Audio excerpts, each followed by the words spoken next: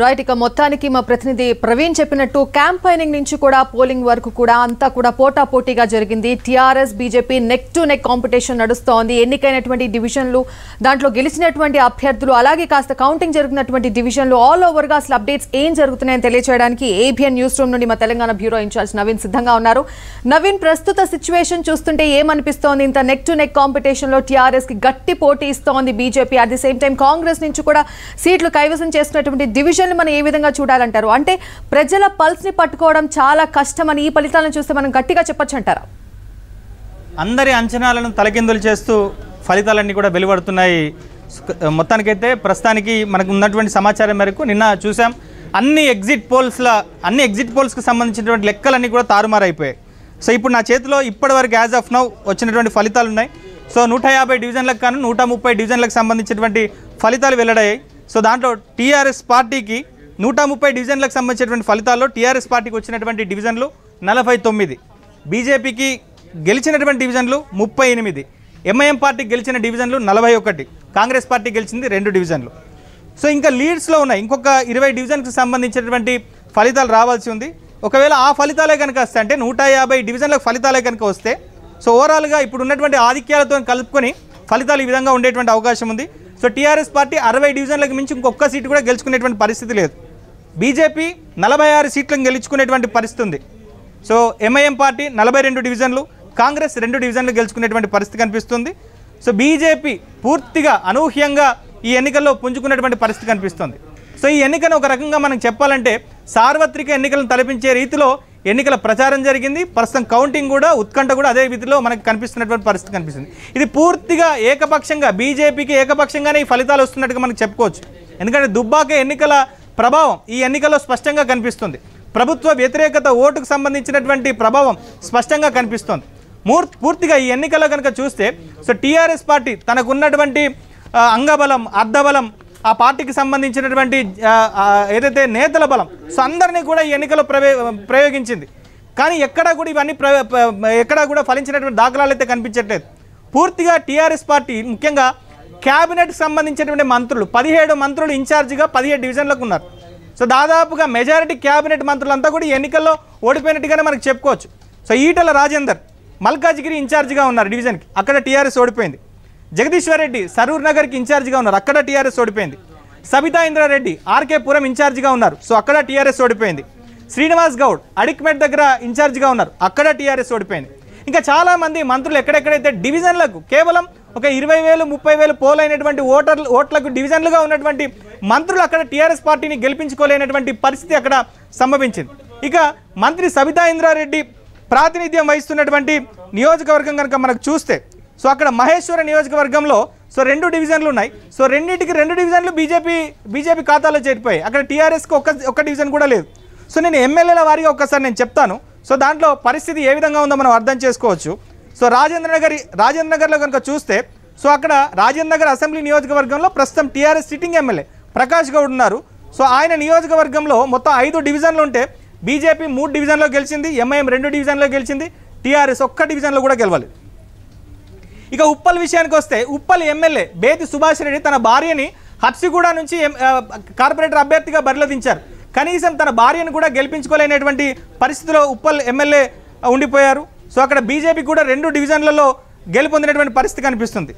So ఇంకా మరీ దారుణమైనటువంటి పరిస్థితి ఏంటంటే ఎల్బీ నగర్, సో కాంగ్రెస్లో గెలిచి టీఆర్ఎస్లో చేరినటువంటి మల్రెడ్డి సుధీర్ రెడ్డి, సో ఎల్బీ నగర్ నుంచి ఆయన ఎమ్మెల్యేగా ఉన్నారు. అక్కడ మొత్తం 11 డివిజన్లు ఉంటే, సో టీఆర్ఎస్ పార్టీ గెలిచింది కేవలం 2 డివిజన్లు మాత్రమే. 9 డివిజన్లు బీజేపీ గెలిచింది అక్కడ. ఇంకా మనకి ఇంకా గోషామాల్ ఎమ్మెల్యే రాజాసింగ్, సో ఈ ఎన్నికల్లో సో తన అభ్యర్థులకు, తాను సూచించినటువంటి అభ్యర్థులకు టికెట్లు ఇవ్వలేదని చెప్పని ఆయన కొంత అలిగి వెళ్ళిపోయారు. అయినప్పటికీ కూడా అక్కడ బీజేపీ 4 డివిజన్లలో గెలిచింది. ఇక ముషీరాబాద్ నియోజకవర్గానికి వస్తే 6 డివిజన్లు ఉన్నాయి ముషీరాబాద్ నియోజకవర్గంలో. సో అక్కడ ఒక్కటి కూడా టీఆర్ఎస్కు రాలేదు. ఒకటి ఎంఐఎంకి వచ్చింది బోలక్పూర్, ఒకటి 5 బీజేపీకి వచ్చాయి. సో ఇక్కడ ఇంకో విశేషం చెప్పుకోవాలా, ఇప్పుడు మొన్న ఎమ్మెల్సీగా ప్రమాణ స్వీకారం చేసినటువంటి ముఖ్యమంత్రి కేసీఆర్ కుమార్తె కవిత ఇన్ఛార్జిగా ఉన్నటువంటి గాంధీనగర్లో కూడా బీజేపీ గెలిచింది. ఇక జూబ్లీ హిల్స్ నియోజకవర్గానికి వస్తే, సో ఇక్కడ మాగంటి గోపీనాథ్ టీఆర్ఎస్ నుంచి ఎమ్మెల్యేగా ఉన్నారు. సో అక్కడ కనుక మనకు చూస్తే బీజేపీ ఒక డివిజన్లో గెలిచింది, సో టీఆర్ఎస్ పార్టీ కొంత పట్టు నిలుపుకుంది 4 డివిజన్లలో. సో ఇక షేర్లింగంపల్లి మాత్రమే ఓవరాల్గా సిటీలో ఉన్నటువంటి టీఆర్ఎస్ పార్టీ నుంచి గెలిచినటువంటి 18 మంది ఎమ్మెల్యేలు ఎవరైతే ప్రాతినిధ్యం వహిస్తున్నారో సో దాంట్లో ఒక షేర్లింగంపల్లి నియోజకవర్గం మాత్రమే టీఆర్ఎస్ పరువును కాపాడింది. సో అక్కడ కనుక మనకు చూస్తే మొత్తం 10 డివిజన్లు ఉంటే 9 డివిజన్లు టీఆర్ఎస్ గెలిచింది, 1 డివిజన్ బీజేపీ గెలిచినటువంటి పరిస్థితి కనిపిస్తోంది. సో ఇక మల్కాజ్గిరిలో కూడా 3 డివిజన్లలో బీజేపీ గెలిచింది, 9 డివిజన్లు ఉంటాయి. సనత్ నగర్లో ఇది మంత్రి తలసాని శ్రీనివాస్ యాదవ్కి పెద్ద షాక్ అన్నట్టుగా మనం చెప్పుకోవచ్చు. ఎందుకంటే తలసాని శ్రీనివాస్ యాదవ్ ప్రాతినిధ్యం వహిస్తున్నటువంటి సనత్ నగర్ అసెంబ్లీ నియోజకవర్గంలో 6 డివిజన్లు ఉంటే టీఆర్ఎస్ 3 డివిజన్లు గెలిచింది, బీజేపీ 3 డివిజన్లు గెలిచింది. సో ఓవరాల్గా ఇది పరిస్థితి. ముఖ్యంగా కేసీఆర్ క్యాబినెట్లో ఉన్నటువంటి మంత్రులు ఇన్ఛార్జిగా ఉన్నటువంటి డివిజన్లలో బీజేపీ గెలిచింది. ఆ పార్టీకి సిట్టింగ్ ఎమ్మెల్యేలుగా ఉన్నటువంటి ఎమ్మెల్యేల నియోజకవర్గాల్లో కూడా బీజేపీ దాదాపుగా మెజారిటీ డివిజన్లను గెలిచినటువంటి పరిస్థితి కనిపిస్తుంది. సో ఓట్ షేర్లో కనుక చూస్తే దాదాపుగా ఈక్వల్గా ఉన్నటువంటి పరిస్థితి ఇప్పుడు ఉన్నటువంటి లెక్కలను చూస్తే మనకు కనిపిస్తుంది. ఇంకా పూర్తి ఫలితాలు రావాల్సింది, ఇంకొక 20 డివిజన్లకు సంబంధించినటువంటి ఫలితాలు రావాల్సి ఉంది. సో ఓవరాల్గా మాత్రం బీజేపీ ఇప్పటి వరకు 38 సీట్లలో గెలిచింది, 150 డివిజన్లకు గాను 38 సీట్లలో గెలిచింది.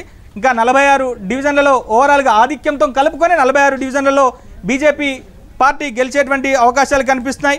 సో ఎంఐఎం పార్టీ కూడా గతంలో ఏ విధంగా 44 సీట్లకు పరిమితమైందో ఈసారి 1-2 సీట్లలో కోల్పోయేటువంటి పరిస్థితి కనిపిస్తుంది.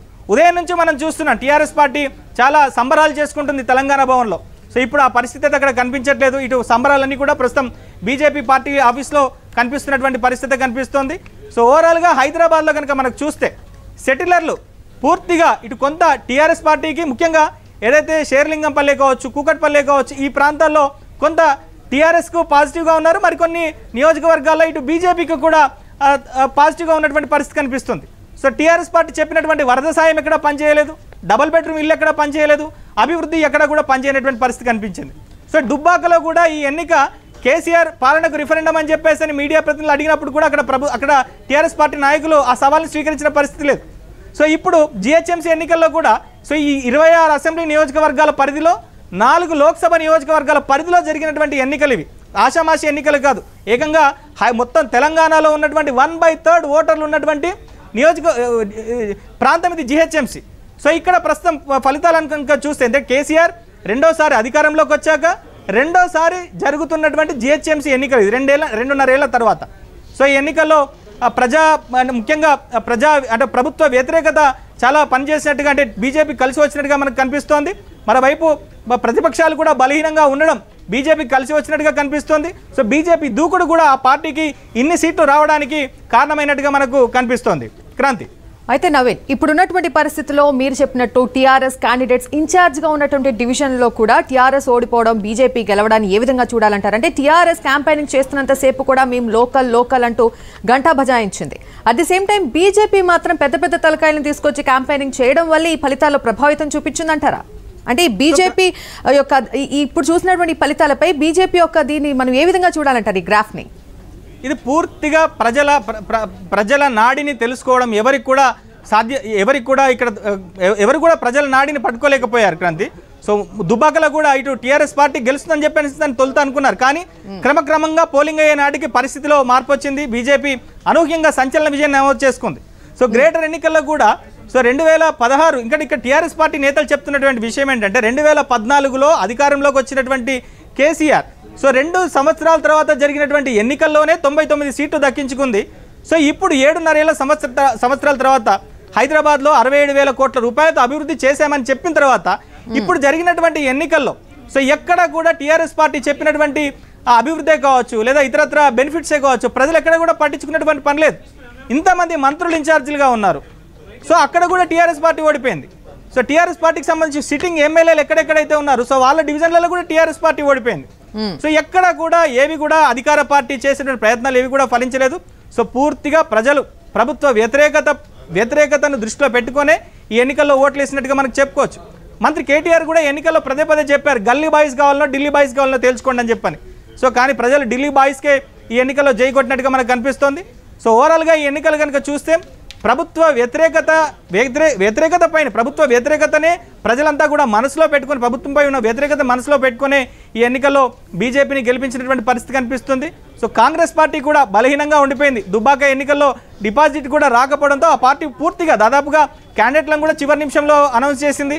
ఎక్కడ కాంగ్రెస్ పార్టీ ఎన్నికల్లో ప్రచారంలో కూడా పెద్దగా కనిపించినటువంటి దాఖలాలు లేవు. కేవలం ఆ పార్టీకి సంబంధించినటువంటి మల్కాజ్గిరి ఎంపీ రేవంత్ రెడ్డి మాత్రమే తన నియోజకవర్గంలో లోక్సభ నియోజకవర్గంలో ఆయన ప్రచారం చేశారు. ఫలితంగా 2 సీట్లలో 2 డివిజన్లు కాంగ్రెస్ పార్టీ 2016 ఎన్నికల్లో కూడా 2 డివిజన్లు గెలుచుకుంది. ఇప్పుడు కూడా 2 డివిజన్లకే పరిమితమైనటువంటి పరిస్థితి. క్రాంతి, రైట్. అంటే ఈ ఫలితాలతో ఎస్పెషల్లీ బీజేపీ క్యాడర్ని రాష్ట్రంలో ఏ విధంగా ఎక్స్పెక్ట్ చేయొచ్చు అంటారు ఇక ముందు మనం?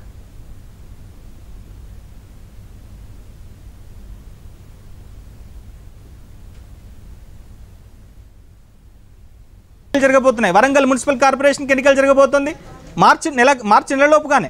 సో వరంగల్కి అలానే ఖమ్మంకి ఈ 2 మున్సిపల్ కార్పొరేషన్లకు ఎన్నికలు జరగబోతున్నాయి. సో అలానే 2 గ్రాడ్యుయేట్ ఎమ్మెల్సీ స్థానాలకు కూడా ఎన్నికలు జరగబోతున్నాయి. నల్గొండ గ్రాడ్యుయేట్ కౌన్సిల్ సంబంధించి అలానే త్వరలో ఈ హైదరాబాద్ గ్రాడ్యుయేట్ కౌన్సిల్ సంబంధించినటువంటి ఎన్నికలు కూడా జరగబోతున్నాయి. సో ఈ ఖచ్చితంగా ఈ 4 ఎన్నికల పైన ఈ దుబ్బాక ఎన్నికల ప్రభావం, గ్రేట్ హైదరాబాద్ ఎన్నికల ప్రభావం కూడా ఈ 4 ఎన్నికల పైన స్పష్టంగా కనిపించేటువంటి అవకాశం ఉంది. సో మరోవైపు ఇటీవల ఆ పార్టీకి సంబంధించినటువంటి సిట్టింగ్ ఎమ్మెల్యే నోముల నరసింహయ్య కూడా 2 రోజుల క్రితం మృతి చెందారు. సో నాగార్జున సాగర్కి కూడా ఉప ఎన్నిక రాబోతుంది. ఖచ్చితంగా ఉప ఎన్నిక మీద కూడా ప్రభావం పడేటువంటి పరిస్థితి కనిపిస్తుంది. మరోవైపు తెలంగాణలో ఇప్పటి వరకు ప్రశ్నించే గొంతుకలు లేవన్నటువంటి పరిస్థితిలో ఉన్నది.